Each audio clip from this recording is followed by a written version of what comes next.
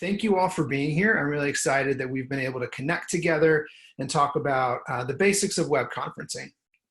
Now, this is going to look all sorts of different ways for each of us, depending on if you're connecting with a team or directly with a colleague. But some of the things that we're going to be talking about today are really focused on what are the core elements that are universal, regardless of whatever web conferencing tool that we might be using. So in this situation, we're going to start off with some basics, just talking about what is web conferencing and why we do it. All right, so with that, we are going to get started with web conferencing basics. I always like to start these introductions just with a quick hello, let you know who I am. My name is Jordan Lott. I'm the manager of the IT training group. First, we're going to be talking about just what is web conferencing in general. What does that term imply? We'll talk about why we've chosen to use web conferencing. Then we'll talk about some troubleshooting techniques. These are just going to be standard things you can do regardless of the tool that you're in that may help to solve some of the situations that do come up on occasion. The most common issues that do pop up. So we want to talk through some of those. After that, before we get into our etiquette section, we will actually move from Google Meet and we'll get into Zoom. So about halfway through, maybe even a little bit before halfway through, we will all log out of this Google Meet and we will log into the Zoom session that I shared with you via the Google Calendar invite. So the same way that you got here with that link, you'll go to that exact same either email notification or calendar event, and instead of joining the Meet, we will join the Zoom session. After we do that, we'll talk about etiquette, and then we'll talk about some of the specifics related to Google Meet and Zoom. So not so much necessarily about the actual practical pieces. We'll be actually hitting those as we log into and out of the different tools, but we'll talk about why we use either one at the university, because they are both very powerful and very helpful tools, and there's very good reasons why we might choose one or the other given the situation. So I want to walk us through some of those as well. So first up, we're going to be looking at what is web conferencing? What does that imply? Well, web conferencing can be any tool that is going to be combining video and audio with multiple attendees, and very often also includes some element of screen sharing and chat. And so you can see that in all sorts of tools. Obviously, we have Google Meet and we have Zoom. You've also probably experienced in the past something like Skype or WebEx. BlueJeans is another one. FaceTime is considered that as well. Before Google Meet, there was Hangouts. And you also,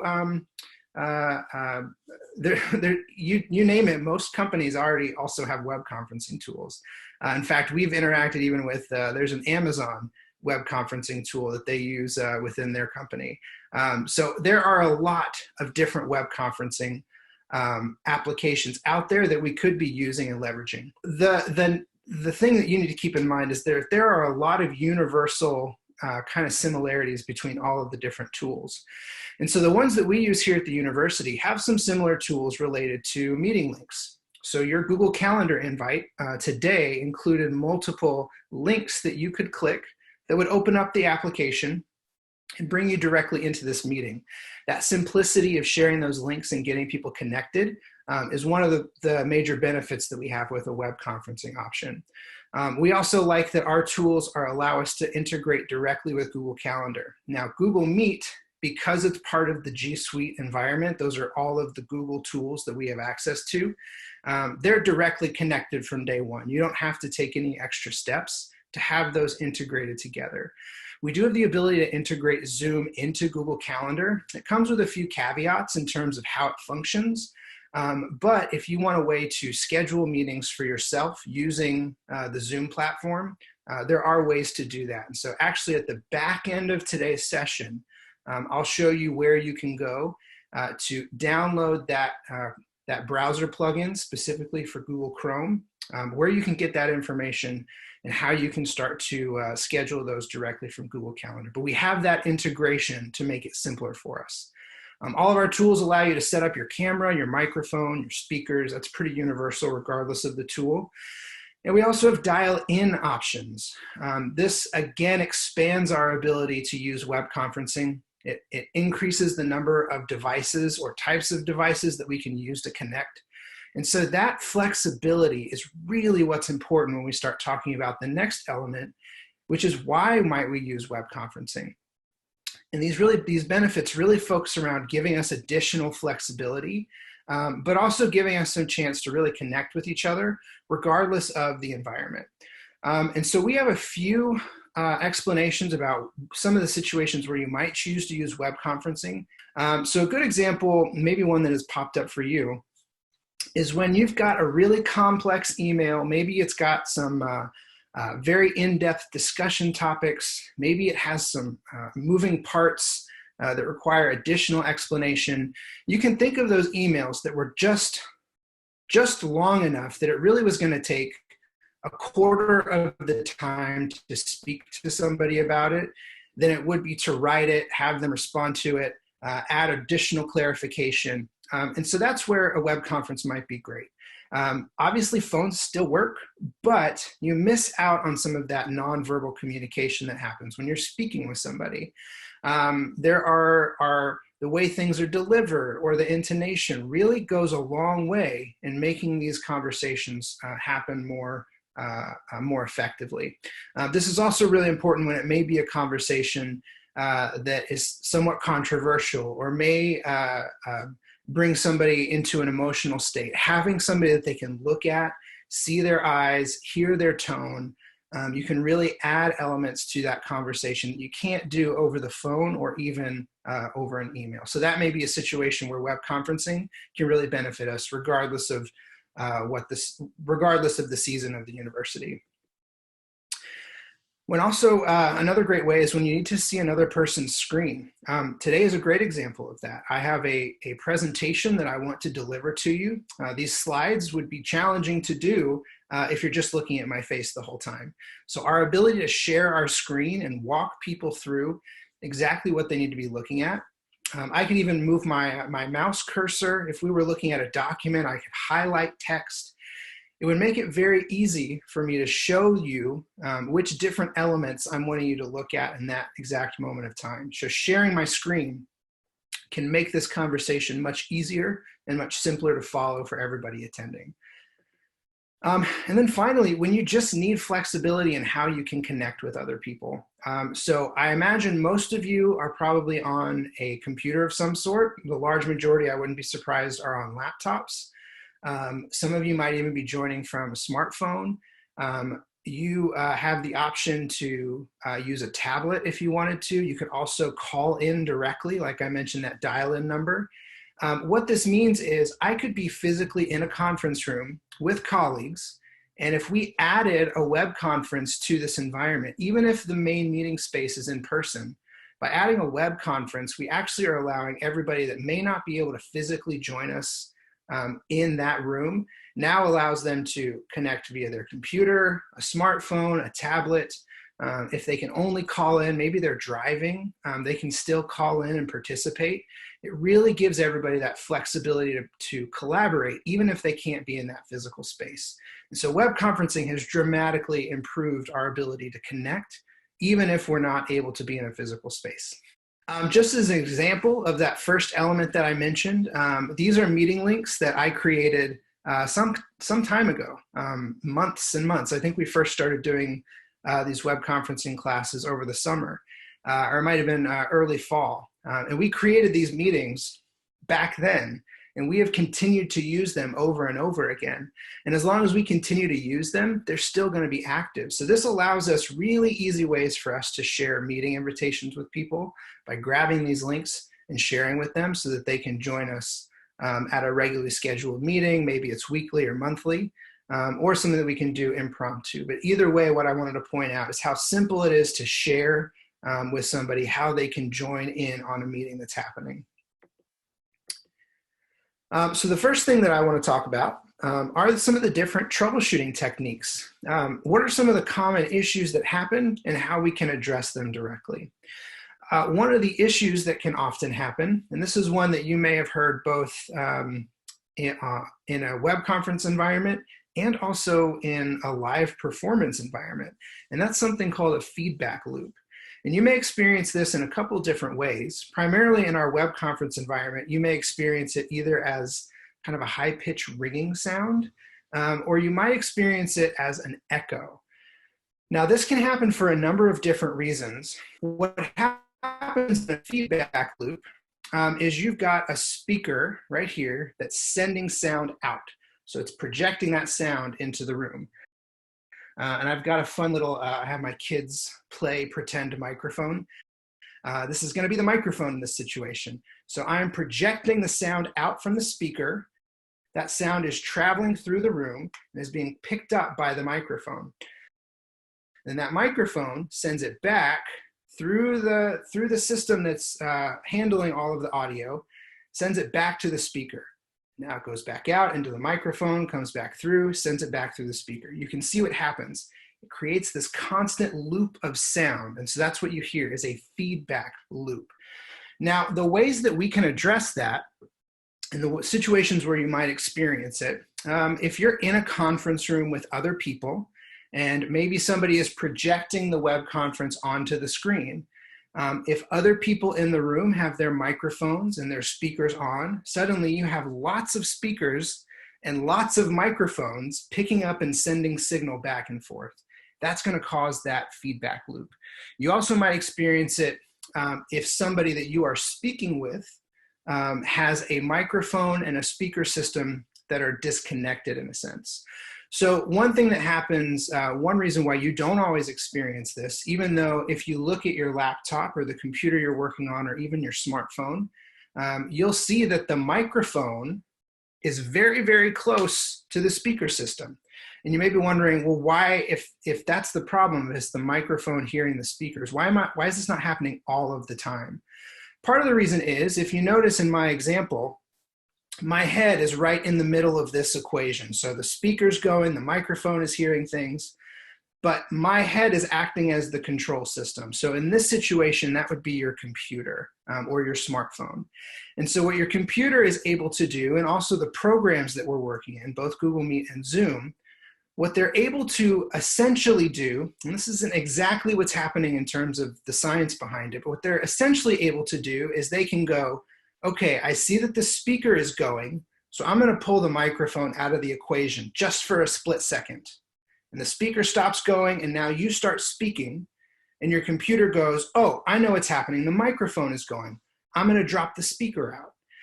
And so your technology that sits in the middle of everything is often able to help reduce that, because it can pull the different things that are happening out of the equation just for a split second.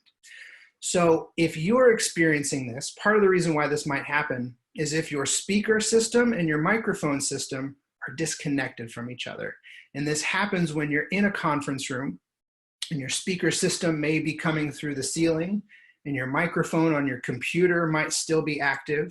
Or maybe if you are projecting your computer onto a television screen because you want a nice big view, and so that has speakers going, but your microphone is still on your computer. Whatever the situation is, mostly what you need to recognize is that if somebody is hearing it, or if you are hearing it, you need to take one of these problems out of the equation.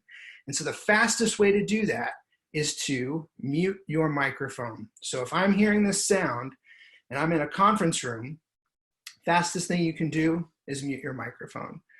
That's the easiest way to troubleshoot this problem when you're in that shared space. Now, if you are on your home computer, or if you are hearing an echo, if I'm speaking and suddenly I am hearing an echo back through my speakers, that means somebody on the other end may have a microphone and speaker system that are separated. And so part of the solution for them might be muting their microphone. Now that can't always be a long-term solution because I may need to be speaking to you. You may need to be speaking to me. But if I'm having something that's getting out of control, maybe that high-pitched ringing sound is really happening aggressively, you're in that conference space and you have that moment of everything's ringing and people are frantically trying to update settings, fastest solution, mute those microphones, and now we can start taking some next steps. So muting your microphone is the fastest way to reduce that sound. Now, how do we move forward from there? If our microphone isn't working and I need to speak to everybody, How can I start doing that if I'm not able to do that, especially if I'm working at home? Well, if you remember, there's two parts to this. So if my microphone is the problem because my speaker system is sending out too much sound and my microphone is hearing it, what if instead of getting rid of my microphone? So what this looks like, and I'm actually going to do this now, I've got some headphones, some little earbuds that I use, and they also have a microphone built into them. The benefit there is they're now connected, and so I have a microphone and speaker system together. And you'll also notice that as I put these on, I've gotten some not sound feedback, but comment feedback after these sessions. You'll actually notice that my sound might even improve in this situation as well. So I'm going to put these headphones in now, and you'll experience some of this change. And so now I have my new headphones in with my headset directly connected. And the reason why this can improve the feedback situation as well is because I've now taken my speakers out of the equation. So instead of the speakers sending sound out through the room, the speakers are going directly into my eardrum. And so that is reducing the potential for this feedback or this echo. And so this is actually something that I recommend as you continue to move forward, as we start to, much clearer, great, that's good. That's good to hear.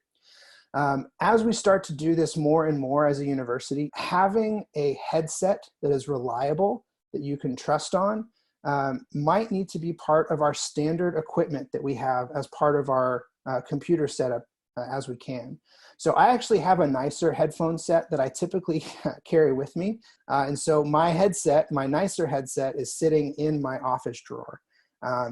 I probably should get better about keeping it in my laptop bag because the situation of needing to do a web conference could happen at any point.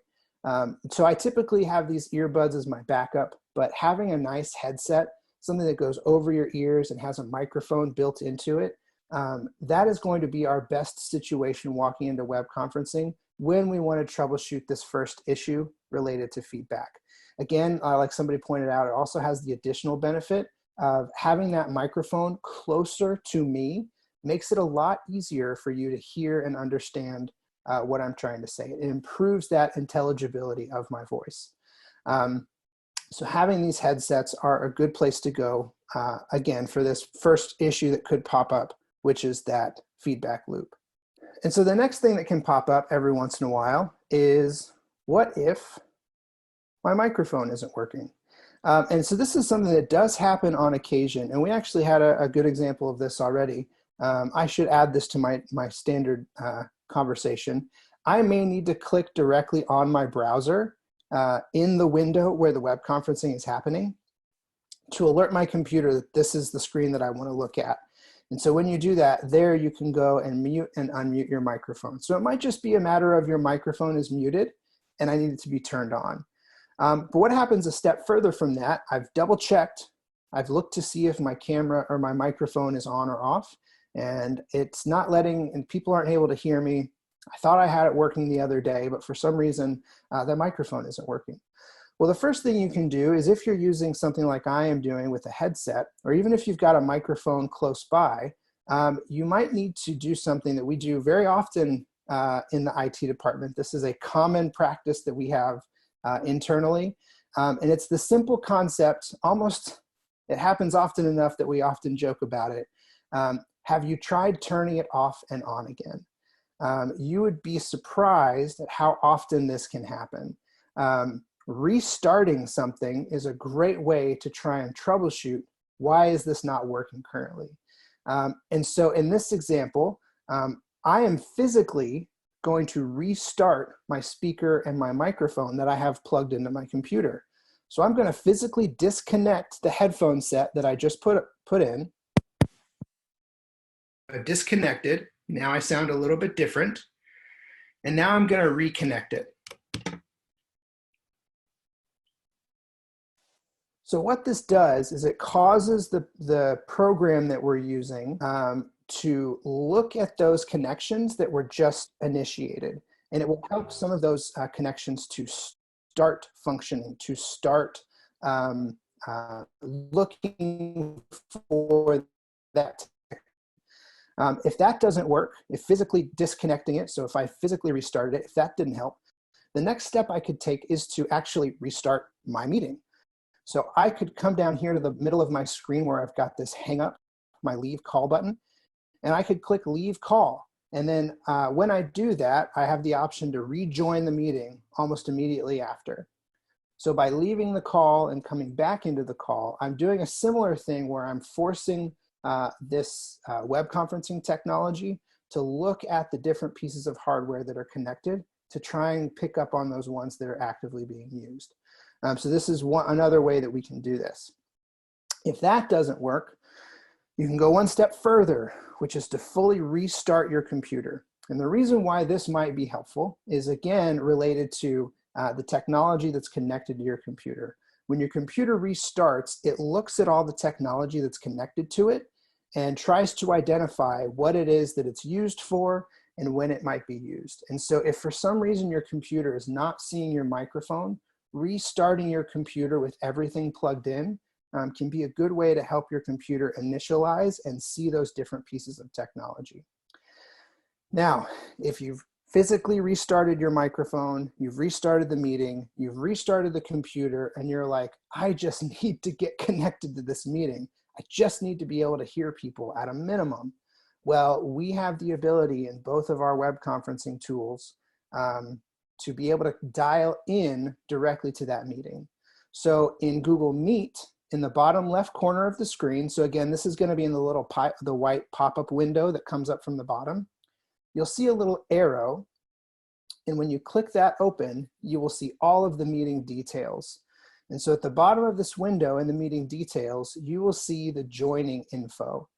And included with it is the link that I've already shared with you for today, but there's also the dial-in information on how you can use either your desk phone, when we're back working at our campuses, you can click the phone information and you can dial in directly to this call.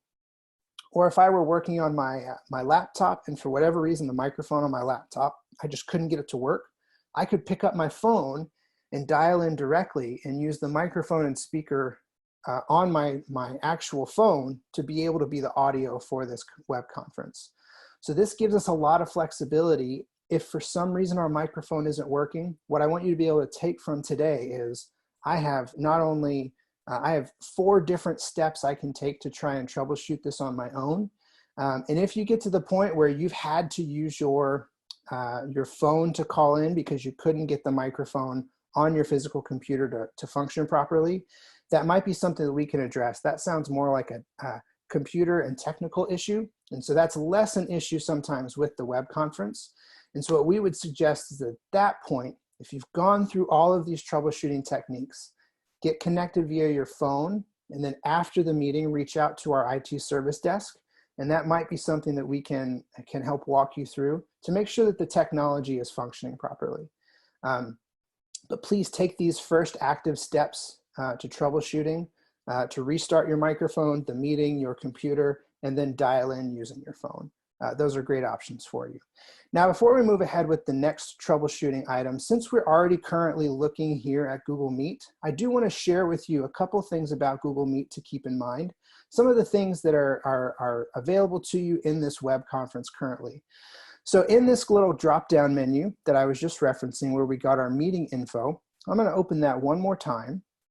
And you'll see that I am seeing both the title of today's session, and this is directly from Google Calendar.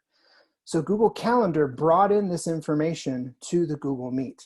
This is the first example that we have of how closely connected our G Suite programs are.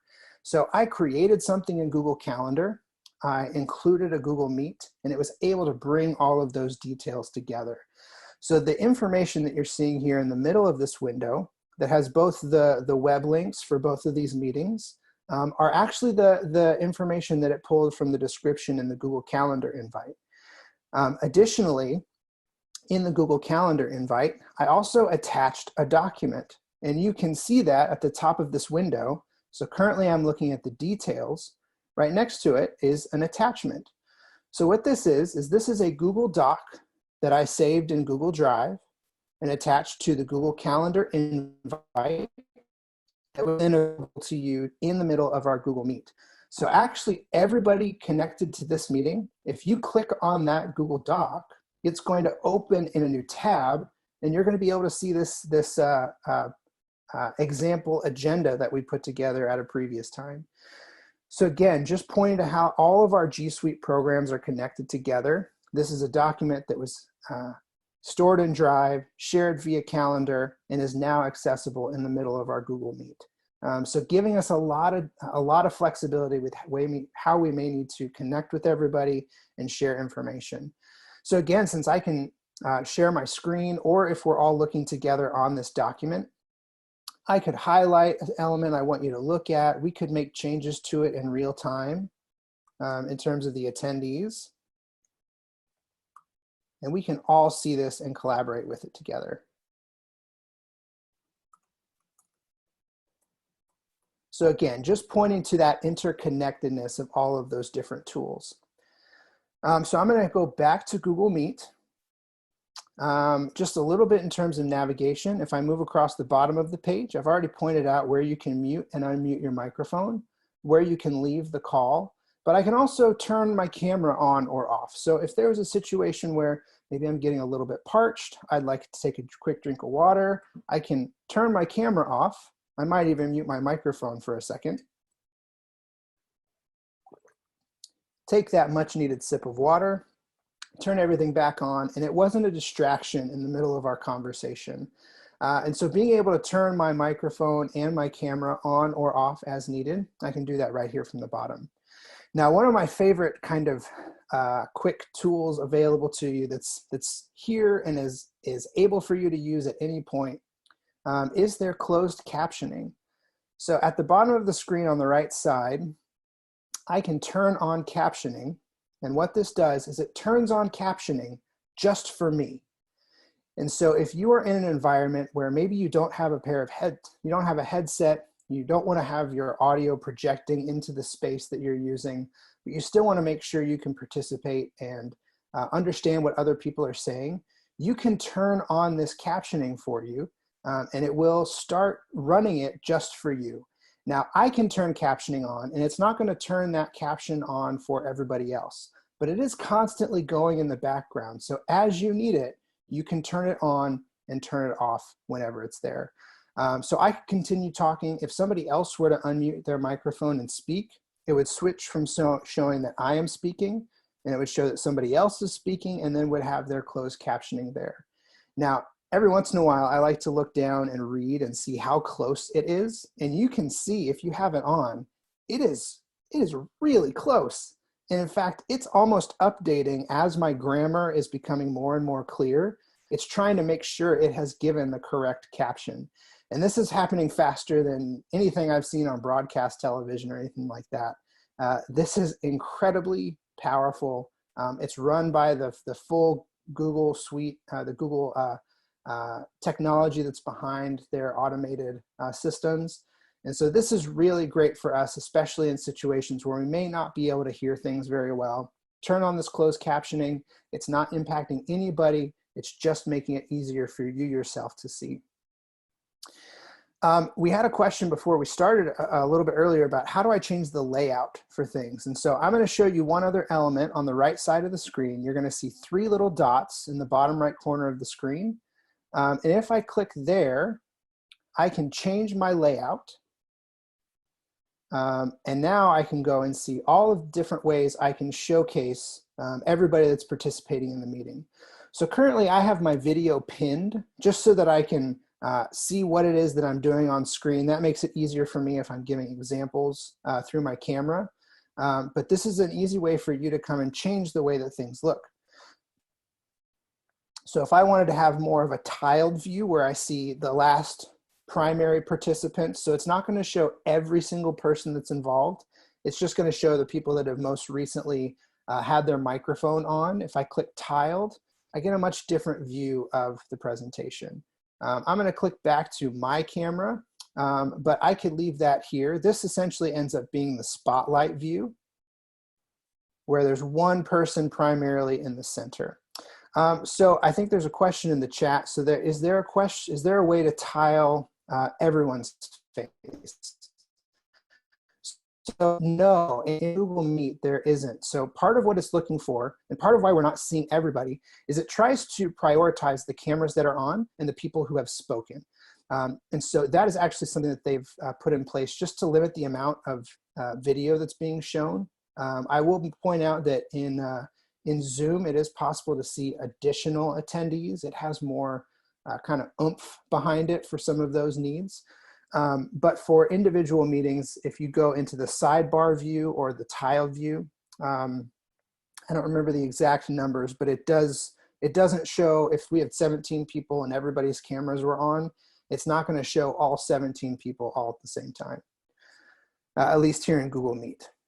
But if you do want to change that, that is how you do that. All right. So those are just a few elements I wanted to show you briefly. I'm going to switch back over here to our presentation and talk you through one more thing that could pop up, and that is if you have a bad video connection. So if I have a bad video connection, there's a couple of things that I can do. Now, I will mention that I have some direct things that I can do to address this, specifically inside of Google Meet. Zoom tries to process all of this on their end, so there aren't direct video connection changes I can make in Zoom. But since we're in Meet, I do want to point out that you can do a couple things on your own. So back over in the Google Meet window, let me just double check the chat. Yeah, so part of Alan was pointing out that limiting, in some limited internet connectivity issues, limiting the number of video streams helps the performance of the platform. And so that's why they don't show all 17 all at the same time. It's to help give everybody a good experience. But the nice thing is, as people turn on their microphones or as they speak, they will be brought to the center of that conversation as well. So it tries to help you identify who's speaking currently by bringing them into the center of the conversation. So if we have a bad video connection, I want us to go one more time to the 3 dots in the bottom right corner of the screen. And instead of going to our change layout options, I want you to click on settings. And so when you click on settings, we bring up this screen here, which now gives us some different options in terms of making different selections for us. So this is also a great moment to point out that if you had multiple microphones connected to your computer, so for example, if I had my headset plugged in and if I were at my desk in Malibu, I would also have a USB camera plugged in. And both of those devices have microphones associated with them. So if I wanted to change my microphone, maybe one of them is superior to the other one, I could come to this microphone selection option and make that change here. I can do the same thing with my speakers. Maybe I have a pair of headsets, a headset that I have continually connected to my computer, but for that moment, no one else is in my office space, and I'd like it to come out of the speakers that are on my desk. I could change that here if that were an option currently. Now, I do want to keep mine on my headphones, but I can make those changes here if I need to. Now, if we're talking about a bad video connection, you can imagine that it's not so much an issue with the audio, but an issue with the video. And so if you click on the video connection, you can also, just like we could in the audio, if you have multiple cameras associated with your computer, maybe you have a laptop that has a built-in camera, but you also have a USB camera, maybe above a monitor. This is where you can make the choice for which camera you would like to show. But in our bad video connection, we're more concerned about the quality of the video that's being sent and received.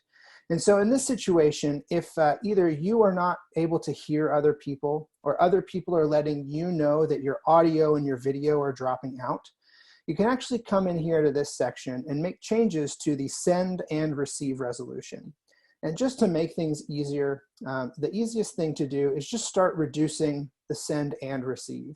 Now that may not be the exact solution each time, but if you're just starting out and you're not exactly sure how changing one of them is going to change the experience for everybody, the best way to start is by, if you are currently set to show high definition video, you can click here and change it to standard definition. So I've already gone ahead and done this. In my, my internet connectivity at my home, I've just found that this standard definition is better when I'm trying to send all of this video data to you. So I changed it from high definition to standard definition. On the receiving end, I can do similar things. So at the moment, I do have the option to receive things in high definition, but to help reduce the strain of the video connection here at my home and to make sure I'm giving you the best experience possible, I've already gone down and changed this to standard definition. Now, I can also reduce it even more in terms of what I'm receiving by just seeing one video at a time. So that would change it so that even if 3 or 4 of you had your cameras on, I would only see one of those video connections happening at a time. So it would only show me the video of the person who's actively speaking. And again, that's just a way to reduce the amount of data that we're sending and receiving. Last case scenario is if I just need to make sure that I'm hearing everybody. For whatever reason, my video is dropping in and out. You can also change it to just audio. And then you're not going to see video for anybody. But it is a way that you can make sure that you can at least hear people. So I'm going to keep mine on standard definition. I'm going to click done. And so those are some of the common things that we've seen pop up with the universal look at web conferencing. Now, each individual tool obviously has their own specific things that it might need to be doing, its own little quirks about how it can handle different things compared to others. But this is how we can do our web conferencing. These are some of the common troubleshooting techniques we can put into play. And so we're going to be talking about attendee etiquette. I'm going to show you a few videos that are going to highlight the importance of this, and then we'll get into the tools specifically and how they can be used. So I'm going to show you a quick video related to our first piece of attendee etiquette, which was related to muting your microphone. And so that's actually something that I mentioned when we first got started today. One of the reasons why we like to point it out is in a web conference environment, it's really easy to forget if your microphone is muted or not. And so here's a fun little quick way of keeping that in mind. I will let you know that since it's a video, the audio might change compared to where my voice was. And so I'm gonna play the video. Have your finger close to your sound option because you might want to pull the audio up or down depending on how it sounds currently. So be ready for that. We're going to watch a quick short video about why it's important to mute your microphone.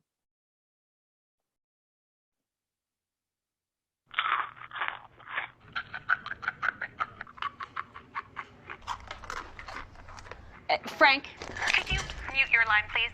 Irresistibly slow-baked, unbelievably crunchy. Make some noise. It's Snyder's. Let's hand over. So again, most of the reason why we point that out, why it's important to mute your microphone, is in this web conference environment, it is really easy to forget that your microphone is may not be muted. There also might just be general sounds in the room that if you're not actively presenting, to help keep the noise levels down, good rule of thumb is just to keep that microphone muted. And then as you need to speak, unmute your microphone, present, say what you need to do to participate, and then mute that microphone once again. It's also important to mute your microphone when you're entering into a conference room. This again is just a nice thing to do for other people. And so we have different ways that we can do that, but keeping that microphone muted when not in use is an important way to keep web conference volume down and understandable. All right, so next up, after we've muted the microphone, the next thing that we need to do is be aware of how we are presenting ourselves. So I put a lot of effort into the presentation of this material. So I take time to think about this image that you're looking at currently, the fonts that we're using, how the animations are changing things. So I've paid a lot of attention on how I'm actively presenting this material. If we're going to be participating in a web conference where we are presenting or we are expected to collaborate, and we're meeting with people outside of our standard team environment. And the reason I put that caveat there about your team environment is that your team may have a working understanding of when somebody's at home, they may not be dressed to the nines. They might be in a room that's not super well lit, but they're still able to participate, and you have your camera on so you make sure that everybody is focused and attentive. What I'm going to be speaking to now is for those moments where you're elevating your attendance, maybe into a space that isn't just a work at home environment. So maybe you are going into a meeting that has a higher priority. Maybe you're meeting with people that are physically on campus and are in a business casual or business formal environment. If we are working from home, we need to elevate ourselves into the space that we're going into. Think of it like a physical conference room. If you're going into a space where you know the attendees are going to be in a certain business attire, you want to bring yourself into that space as well, even if you are working from home. So I have, some of you may have seen this video before. The next video I want to show you is an actual BBC broadcast. It is an expert on the Korean Peninsula international relations. And he was giving an interview on BBC. He did a couple of things really well. He also did a couple of things not so great. And so we're going to watch this video, and then we're going to take just a minute in the chat to talk about some of the things he did well, some of the things he could have done better. So let's watch this video and take some mental notes as you watch it in those two aspects. Scandals happen all the time. The question is, how do democracies respond to those scandals? And what will it mean for the wider region? I think one of your children has just walked in. I mean, shifting sands in the region. Do you think relations with the North may change? I would be surprised if they do. Pardon me. Pardon me. My apologies. What's this going to mean for the region? My apologies.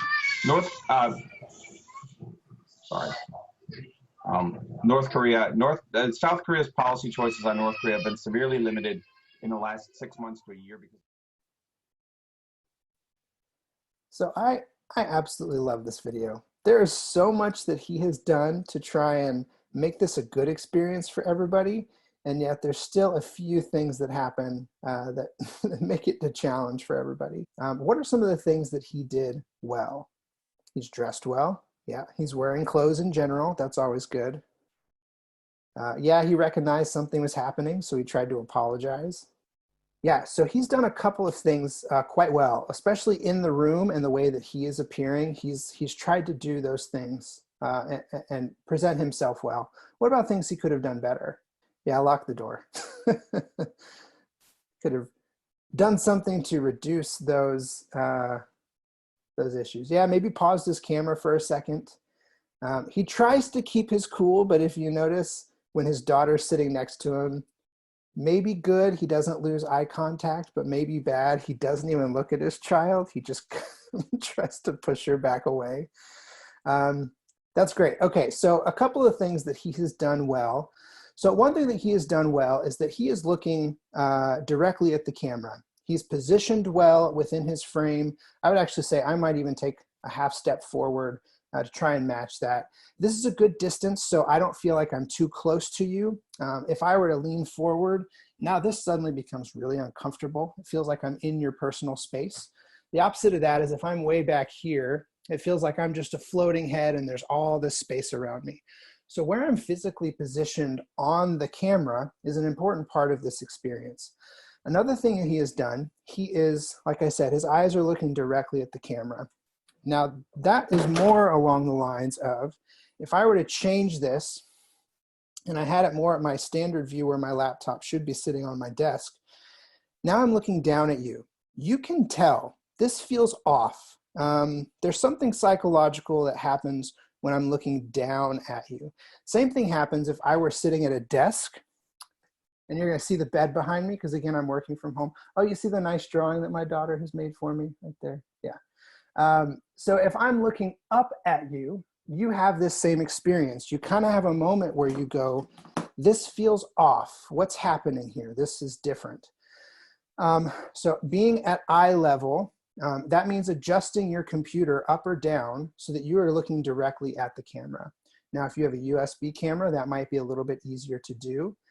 I've also seen some laptops that have a strange experience where the camera is at the bottom of the computer screen. And so in that situation, you might need to elevate your camera even more to participate with your video. And so this is something that we may need to be doing to keep track of how we look on the screen. The other thing I've done in my physical space, if you notice, the lighting in my room, it seems like I have a lighting source right here. And it's actually because I do. I have a really nice window right here behind me. But what I haven't done is I don't have the window behind me, because you can see what happens as I start to change it. This lighting source really impacts the rest of the room.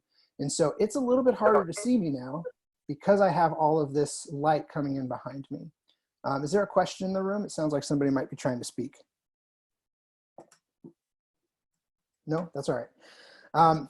The other, now, best case scenario would be is if and you're gonna see more of my room now as I swing my laptop around. Best case scenario is if I could actually face the window. So with the window fully looking at me or shining light on my face, this is a really good experience for a lot of people. Now I had to kind of split the difference because I didn't want all of this stuff behind me to be distracting to you. You might be wondering, oh, what type of fake flowers are those? Or I like those polka dots, or that looks like a fun little basketball goal for kids. Now you've forgotten what I'm talking about and you're now thinking about the room around me. So I kind of had to split the difference and find what I thought would be the best experience for everybody, which ended up just being a blank background, a blank wall. But during this presentation, there's no additional pieces in my room that are going to be distracting you. You're just thinking about what I am saying and what I'm sharing with you. So whenever you can, try and reduce the visual noise around you. Make sure you have good lighting on you, and also make sure you are framed well in the camera. The last piece I'll mention, and again, this is talking about if I'm trying to elevate my experience into a room where other people are participating. I put on a collared shirt for today. I brushed my hair. I might still be wearing basketball shorts. You'll never know. But I have made the part of me that's going to be on camera try to match the people that I will be participating with at the location where they are going to be. Yeah, so custom backgrounds. I'm not going to show you because I don't like them. Personal preference on my end. Part of the reason why I avoid it is, again, I'm trying to make a very simple background without lots of things happening behind me. And if I do that custom background, part of what happens is now I've got this interesting ocean scene behind me, which might sound interesting, but it also is going to do a weird thing. There we go. I see somebody just changed their camera on that is participating. What it does is it's trying to do a green screen effect. And by that, it's trying to take what it can see from behind you and erase it and add something else. But around the edges of people's head and face and body, there's this weird, like, glittery pixelation that happens. And I know I've found that most people end up focusing on the background, or they focus on that weird pixelation that happens around the person. So I actually think that it's better, if you can, not to have those. It also becomes really strange when somebody walks behind you. Maybe the goal was to have that background so that it's hiding what's going on behind you. But when people walk through, it does a weird, again, it's a weird effect to it. So it is a really interesting thing to have. I think maybe within your team meetings, that might be interesting to try out. But I'm speaking more towards those meetings where you're going to be you're joining other people that might be in a different space. Or a different type of environment where we want to elevate how we're working at home. All right, so that is focused on how we are presenting ourselves while we are on camera. Think of it that way. If I'm presenting myself on camera, I want to make sure that I'm looking the best that I can. And again, trying to match where other people are. Next, we need to think about introducing ourselves when we speak. So this is something you can do if you are going to be in a conference environment where people are jumping in and out speaking. If there are a lot of attendees and it's not your standard team meeting, it might be helpful to introduce yourself if it's the first time that you're speaking. And this looks like a meeting where maybe there's multiple teams that are involved. Maybe there's different an outside organization that's participating. And so introducing yourself is a great way to make sure you've given context around the comment that you're about to make. So this looks like if maybe one of your colleagues is presenting and you want to jump in with a comment, when you have a moment, when you unmute your mic, you would say something like, hey, this is Jordan from Pepperdine IT. I just wanted to add, and then you can start giving your comment from there. But giving that quick introduction, especially if it's the first time that you're speaking, and maybe it's the first time in a particular comment discussion, you might have to do it again as the topics change. But this is just a great way in a web conference environment to make sure that all of the other attendees know who is speaking and know what context around that is. And so introducing yourself is a great way to start that, that participation. You also want to review all materials. Now, this may seem obvious, especially if you're going into a physical space. Partially, if you're sitting down at a conference room with everybody else, you're not going to walk into the room, plop down the PDF, the printed out PDF that you were supposed to be talking about in that conference, point your head straight down and then stop talking to people and just read the whole time. You're not going to do that in a physical space. But I've found that in the web conference environment, it is really easy to kind of check out for a second, maybe even if you've got a big screen. You've got the video conference over here, and you've got the material over here because you know no one's going to be seeing you. And you forget that your camera is on, and now you have this glazed over look because you're reading the material that you should have already had prepared before the meeting started. Don't fall into this trap. If you're going to be joining somebody on a web conference, even if there's a lot of people involved and you don't believe that you're going to be participating much, as best you can, always try and review that material beforehand. So this is just something that we've found in the web conference environment that does seem to pop up. All right, so now as a host, there might be even some additional things that you want to keep in mind. So as the host, the first thing you want to consider is being very clear with your meeting purpose. Now again, this might just be a good rule of thumb, regardless of whether a meeting is happening online or in person. But again, we found in this online environment that it's easy for people to check out. And so if they don't know the clear purpose for your meeting, if they're not totally certain why their time is being requested, it's very easy for them to say, yes, I'll show up. And then as soon as the meeting starts, they're going to open up something else on their screen and be focused on that. If they don't know why they're being called or why they're being involved in this conversation, it becomes too easy to become distracted in this web conference environment. So be sure when you are inviting people to a meeting, when you are asking for their time, when you're trying to book that on their schedule, you are crystal clear with the purpose. And so you do that both in the Google Calendar invite and if you need to follow it up with an email to make sure they know why they need to be participating. To help with that, you can also provide an agenda. And so I gave you an example agenda when we were back in Google Meet, just as a way for you to see some ways that you can help with this. But providing an agenda helps to make sure that people know exactly what the conversation is going to be about. It also helps them just mentally space out the amount of time that you might be talking about a particular subject. So if you know that there's going to be 4 topics over the course of an hour, and mentally they know, okay, that's about 15 minutes a topic. Great, that's about how much knowledge I have on these. That I know that this is going to be something I can participate in. It also, you could even go a step further and give the specific time frame that you think a particular topic is going to take up. But again, that agenda is helping to make that purpose very, very clear so that people know why they need to be participating in this web conference. But an important thing to note is once you provide an agenda, you have to stick to your agenda. And so as the host, it's critically important that if you've provided that, and there's a certain time expectation, you as the host need to make sure that you are guiding the conversation through those agenda points. So if agenda item 1 takes 50 minutes of the 60-minute meeting, and somebody you invited knows that they're part of the 4th item on the agenda, and you still have 2 more to go in the last 10 minutes, yeah, they probably checked out 20 minutes ago because they didn't feel like you were keeping track of their time needs. And so if you really want people to be participating, provide that agenda, but then you absolutely have to stick to it.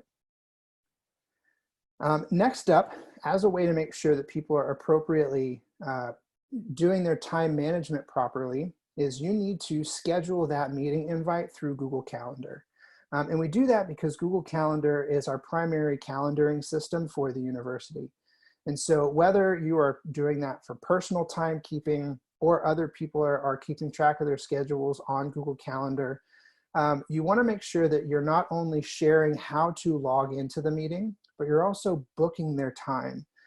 If you're just sharing the meeting invitation, if you're sharing the login information via email or chat, and you're expecting them to show up at a particular time, that might get lost. So a Google Calendar is going to do two things. A calendar invite will do two things. It will share the meeting invitation, and it will block off their time on their calendar. So as much as you can, use Google Calendar to invite people. This becomes important as we start to look at Zoom, especially. If you are scheduling meetings in the Zoom environment rather than in Google Calendar, you need to include that Zoom information in the Google Calendar invite. Now, that's just a quick preview of what we'll talk about in just a few minutes, but this is why I'm specific about using Google Calendar to share and to invite. You also want to introduce other people. So if you are the host, I did mention in the last section, as much as you can, introduce yourself. But as the host, you might help with that situation because you're going to be introducing the people that might be presenting. Now, if there's 100 people on the call, you're not going to go through all 100 people and introduce them. I'm mainly pointing to the people that are definitely going to be participating and being heavily active. You might want to introduce those people. We're now going to be looking specifically at Google Meet and Zoom and how they relate to when we may or may not use them. I'll also point out, I have plenty of time to actually show you some of the specifics of Zoom as well. And I'll get to those here in just a few moments. But just kind of top level view, when we're talking about Google Meet, the IT department refers to Google Meet as our preferred online meeting tool. And we make that distinction because of how well Google handles just those regular day-to-day interactions, things that require a quick call or our daily check-ins. It's things that are just for simple conversations. And the reason we like that is because of how integrated it all is between the different parts of the G Suite set of tools. So it has that built-in connection to Calendar, to Drive, and to Google Chat. If you're not familiar with Chat, it's actually something you might be hearing about in the next week or so. We're going to try and highlight it a little bit more. But again, all of these different G Suite tools are going to be available to all of you. And so that easy connection between Meet and all of these other tools is really one thing why we help drive that meeting focused attention towards Google Meet. We can also have up to 100 people attending these meetings. And that's going to be great because most of our teams are probably not 100 people. Even our largest groups on campus, I think only a handful, maybe 2 or 3 get up to about 100 people. And so your Google Meet is going to be able to handle most meeting environments that you need. You can access it from the browser, so you don't have to download anything. It just opens up right in a browser tab that you've been using, especially if you're using Google Calendar. You click the link and it just opens up into the tab next to where you're working. I can schedule it through Google Calendar. All of my changes are right here in the meeting. So if you remember earlier, I was able to access all of my settings right from the meeting we were actively in. And one of the greatest benefits we have is our conference room integration. So what that means is if you've ever been on the Calabasas campus, and I use that as an example because it has the most up-to-date conference rooms that we have at the university. Those conference rooms have Google Meet built into them. So what that means is instead of inviting a particular person to a web conference, I can invite an entire room to a web conference. So the experience for people, if they're using this technology, is if we had a group of people in Calabasas, I could book conference room 237. I'm making up that number, but I think that might be one that has it. Conference room 237. So I invite all of the attendees, but I also book that room and then I schedule that room for the meeting. And so if I invite that room to the web conference, specifically with Google Meet, the people that are attending in that physical space can walk over to a touch panel that's either on the table or on the wall in the room, and they can click Join Meeting. And so that means everybody in the room doesn't have to have their laptop open and join the meeting directly. Because they're in that space, that room is joining on their behalf. And so it already addresses some of the problems that we saw earlier with some of the troubleshooting we might need.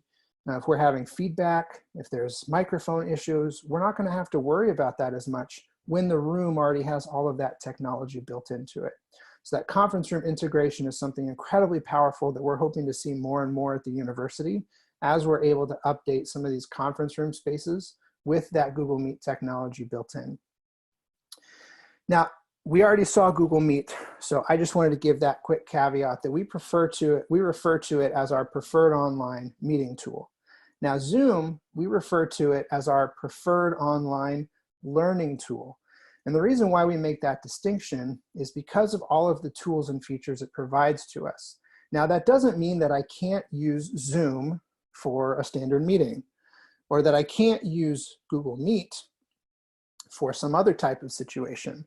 The reason we make that distinction is really just because of the way they're designed. Meet works really well for those standard meetings. Zoom works really well for the learning environment, but also for things like meetings that need a little more.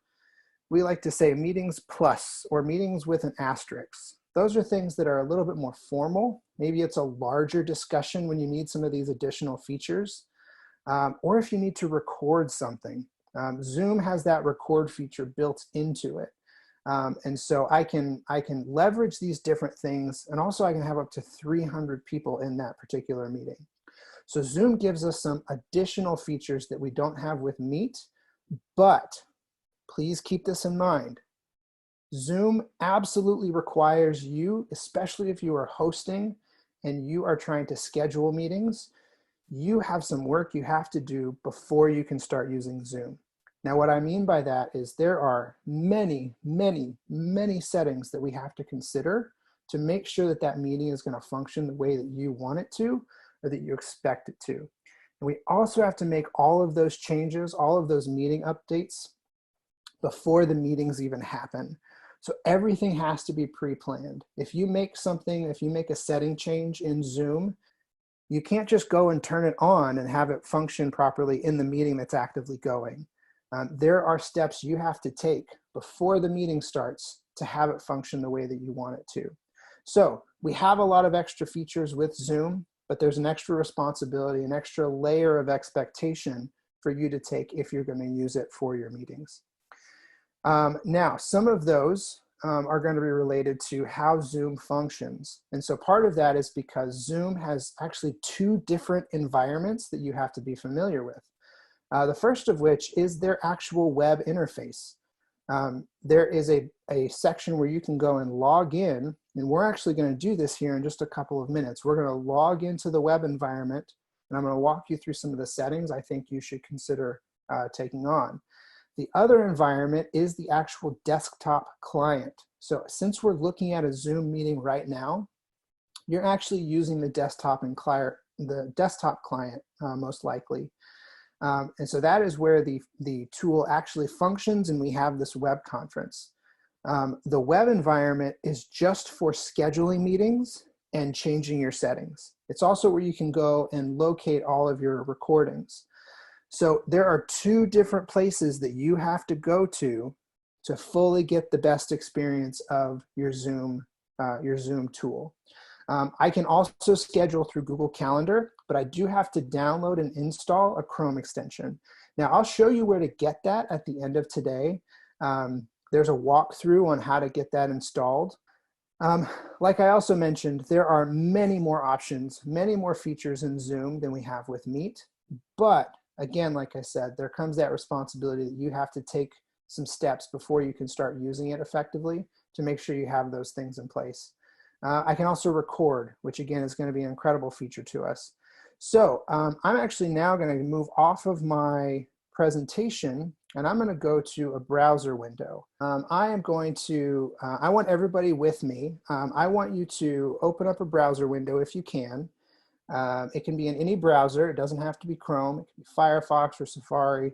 And I want you to go to pepperdine.zoom.us. So if you've landed on the pepperdine.zoom.us page, you'll see both the Pepperdine and the Zoom logo available to you.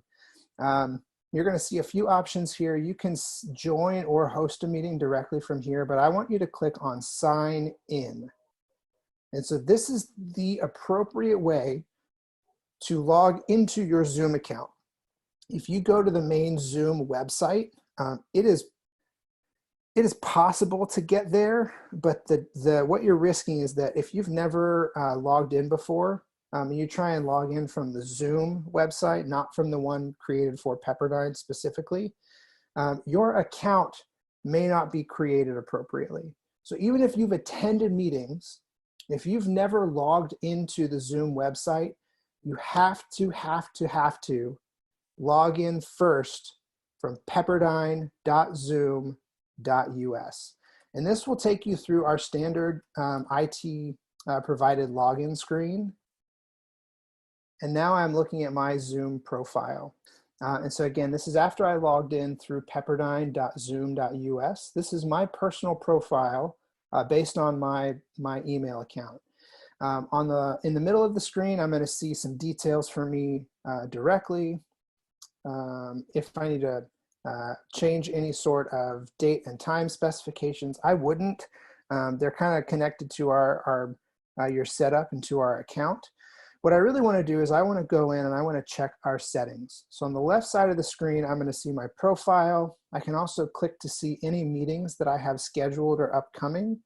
And if I keep going down, I'll see recordings and settings. And I want to go to the settings currently because I want to walk you through a few of these settings that I think are going to be important for you to have enabled before you start using Zoom. First ones to consider are host video and participants video. Basically, all this is asking is, do I want to force the video to be active for the host or for the participant? Now, that distinction between host and participant is really important. Zoom allows the host to really be in charge of everything. The participants have a different set of rules that they can use to participate with a particular meeting. In Google Meet, everyone just sort of meets together, and there's no kind of changing the lines between who is doing what. Everybody is participating at the same level. In Zoom, the host has additional functionality. And so here's where, as the host, you can decide, do I want the host or the participants to have their video on? The next one I'll point out is something called join before host. Now, this one is really, really important to consider because if you do not have this enabled, if you do not have join before host turned on, then if people try and join your meeting and you have not yet logged into that meeting, they're just going to get a screen that blocks them out and says, sorry, this meeting has not started yet. That's it. That's it. They can try and log in again, maybe after the host has started. But if you have not enabled this, they're going to get that kind of a block screen saying, sorry, this meeting is not available at the moment. Think of it as though the host is the only person with the key to the conference room, the actual physical space. So if they walk up and they try and turn the doorknob, it's just going to get this experience of, oh, am I even coming to the right meeting? I'm only a minute early. Why can't I join?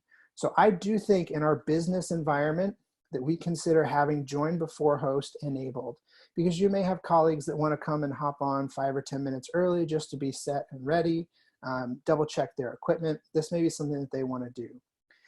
Now, if you decide that you do not want join before host turned on, maybe you do want to have the experience of the host deciding when the meeting can start, I do recommend that you consider another setting that is way down this list.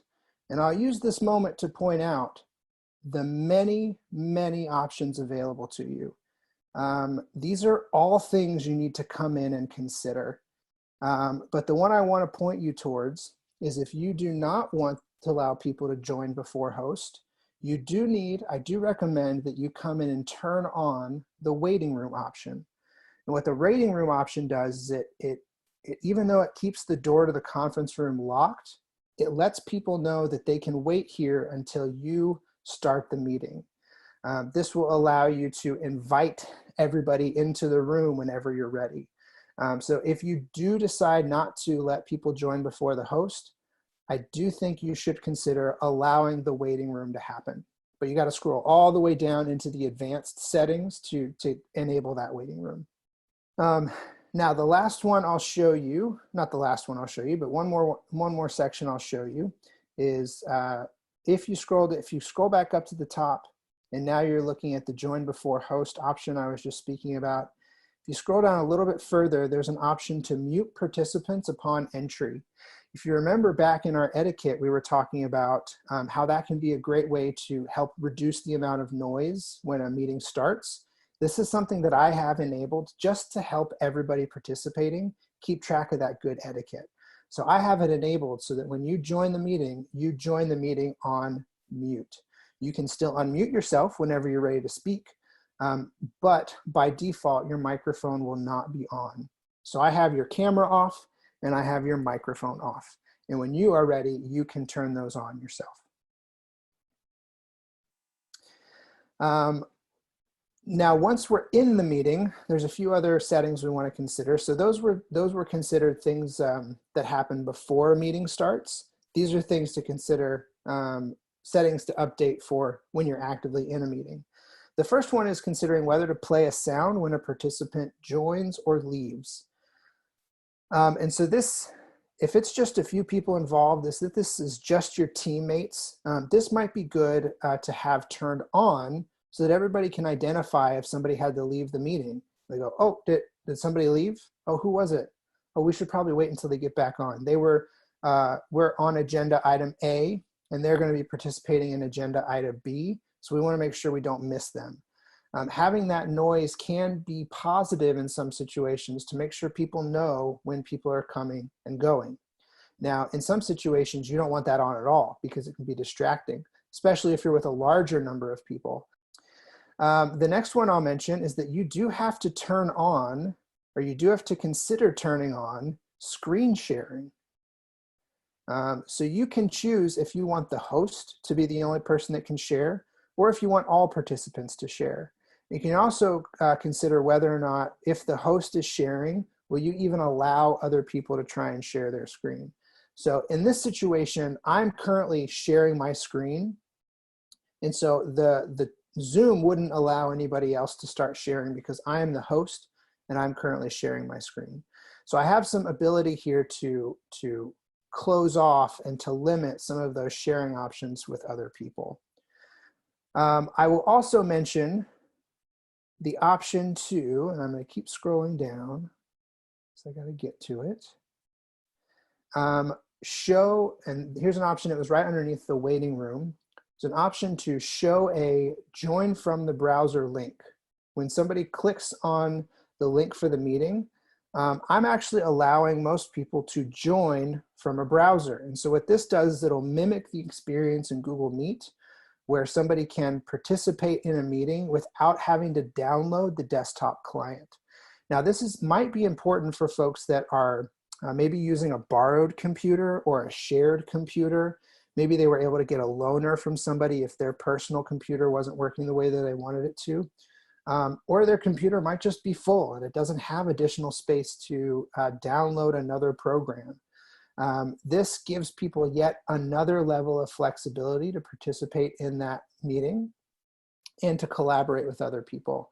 Now, that it does limit the number of features that people can actively participate in. Like I think somebody mentioned breakout rooms, so I'll just use that as an example.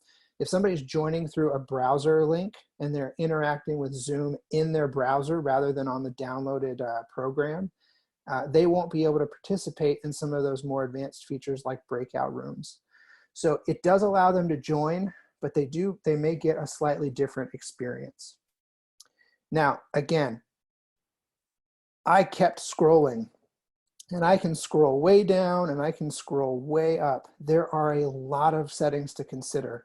The last one I'll point out is at the very, very bottom of your settings, which allows you to schedule on other people's behalf. So if you're ever going to be schedule meetings for somebody else, you want to make sure that this has been set up in advance. It also means that if I want to schedule on somebody's behalf, Let's say Alan asked me to schedule a meeting for him because Alan is my supervisor and we're scheduling something, but he wanted to be the host. He asked, hey, Jordan, can you schedule this meeting on my behalf? Currently, I am not able to do that. And if I scroll to the bottom of my settings in Zoom, it will show me who I can currently schedule meetings for. To do this, if Alan wanted me to schedule this on his behalf, he would have to come in here on his account, scroll all the way to the bottom of his settings, and click this plus sign and add me as somebody that has scheduling privileges on his behalf. Once he has done that, now I will see that his name will be added to my list of people I can schedule for. And so now when I come all the way back up to the top of my screen, and now I want to start scheduling meetings, and I can do that at the top of my screen on the right-hand side. I can click schedule a meeting, and here is where I can start to schedule meetings inside of my web browser. And so I can put a date and time, a description, and here for schedule for, this is where I can choose myself or the other people that have already given me the privilege of scheduling on their behalf. So that has to be done first. There are a few other things that I can modify for each meeting. So if you notice my meeting options, it shows me the defaults that I have set. So I have enabled people to join before the host. I've also muted participants upon entry. So what I was doing in my settings is I was actually enabling my defaults. In each individual meeting that I'm creating, I can modify these as needed. So in this particular meeting, if I wanted to enable the wait room and not have people join before the host, I can do that somewhat on a meeting by meeting basis, but it's only for these particular options that are listed here. And if I know somebody's going to be participating with me as an alternative host, I can also include them here as well. So this is not scheduling on somebody's behalf, but that is allowing somebody to also be a host. Maybe you're going to be co-leading or co-sharing that meeting. You can make that change here with alternative hosts. So on the left side of my screen, I was just looking at my settings. Now I want to go to my recordings. And so my recordings will show me all of the things that I have currently recorded. So as I mentioned at the top of our time together, I'm actively recording this session that we're in. So it shows me that this recording is happening right now. It's processing, and once I hit end this meeting, in the next, somewhere between the next 24 hours or so, I will get an email notification letting me know that my recording is available. But before I do that, before I start recording, just like we had to do with our meetings, you need to check your settings for your recordings first. So on the right-hand side of this screen, if I'm looking at my recordings, there's a button for my settings. And so I have yet additional settings just for recording. So the first thing I have to consider is whether or not I am going to record on my local computer or I'm going to record to the cloud. If you can record to the local computer, you have limited options with the number of files that you can get on your computer locally. I think it just gives you the video file with the main screen. I have to double check exactly what it's showing me, but I don't have as many options. If I record to the cloud, I have many ways that I can record and capture this meeting. I'll point out a couple, like I can record here. This is going to have the active speaker with shared screen. So that recording is going to have my image, my face, all the time I'm speaking on top of and kind of over in the corner of the shared screen that I'm also using. I can also record individual feeds. So just the active speaker and just the shared screen. I can also record an audio file. So if I just wanted an audio record of this meeting, I could get that as well. I'll also point out that I can additionally get an audio transcript. So I can get a text download of all of the audio that was spoken. So all in with all of these different things that I have selected, and I'll scroll down again, there's still a lot of options available for me in the recordings. I'm going to click back over on my recordings section on the right-hand side. In my recordings, now that I have one, this is that I made on a different day. If I click on this one, I can see that I have 5 different files that I can download. The first one is the shared screen with the speaker. So that was the first one I mentioned. Now I have also a video of just the person presenting and their camera. I have their shared screen as a separate recording. I have an audio only recording, and I have a transcript of that presentation. Now, I can download these individually, one by one, or at the top of the screen, I can download all 5. Finally, I can also get a shareable link that I can share these recordings with other people if they want to watch after the fact. Now, I do also recommend that if you want to keep these long-term, we have a lot of storage inside of Zoom, so you can keep them here in the cloud recording for quite a while, but it is not meant to be the long-term storage that you may need. It's meant to be a place where we can keep them for a considerable amount of time before we need to access them. But for long-term storage, that's really what we have Google Drive for. We have unlimited storage in Google Drive, so I highly recommend that if you want to keep these for long-term storage, download these files and put them into Google Drive. Make some sort of a folder system to keep these and store these so that later on, maybe a year or 2 down the road, you still have access to all of these recordings as you need them. Couple items.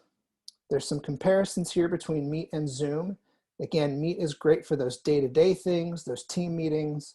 Zoom is really ideal for our learning environment or for those larger group meetings that might need a recording. I just want to say thank you so much for your time today. What I want you to really take away from today is that it's time to go in and try these things out. I just spent 2 hours trying to talk as fast as I can to deliver the best content that I can. And admittedly, I'm still just scratching the surface for what a lot of these tools can do. What it requires is for you to go in and start trying them. Don't wait until the meeting starts to try and figure out Zoom. Go in, have a colleague that you can start maybe scheduling some test meetings with, and start playing with these settings. Try things out. See if you can break it. See if you can do weird things and figure out how they're going to interact with your session. But don't wait until that meeting is trying to start to figure those out. Really come in and get familiar with it. It takes the experience of clicking around and trying things. Thank you for your time. I really appreciate it, and I hope you all have a great day. Be safe, and we'll see you again soon. Thanks, everybody.